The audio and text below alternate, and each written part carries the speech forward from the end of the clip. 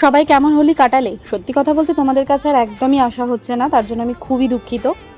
যাই হোক, এই বছরের হোলিটা দিদির বাড়িতেই কাটালাম। হোলির আগের দিন যে হোলিকা দাহন হয় সেটাই এখানে করার প্রস্তুতি চলছিল। প্রথমেই একটার পর একটা নিয়ম মেনে পুজো করে নেওয়া হলো, আর তারপরে আগুন দেওয়া হলো। সত্যি এই রিচুয়ালসগুলো কি ভালো লাগে, তাই না?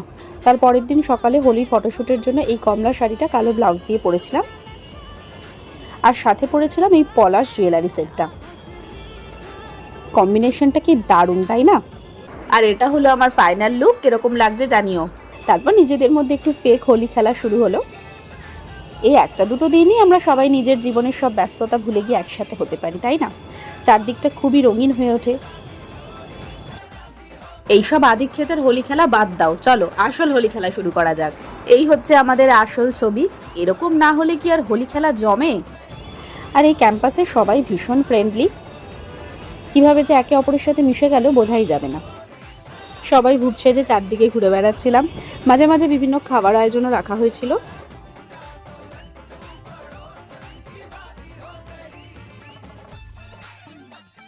হাসি মজা নাচ গানের মধ্য দিয়ে বেশ দারুণ গেছিল দিনটা। তারপরে দুপুরের খাবারে ছিল ফ্রাইড রাইস, আলুর দম আর চিলি চিকেন। এরকমভাবে যেন প্রত্যেক বছর হোলিটা কাটে।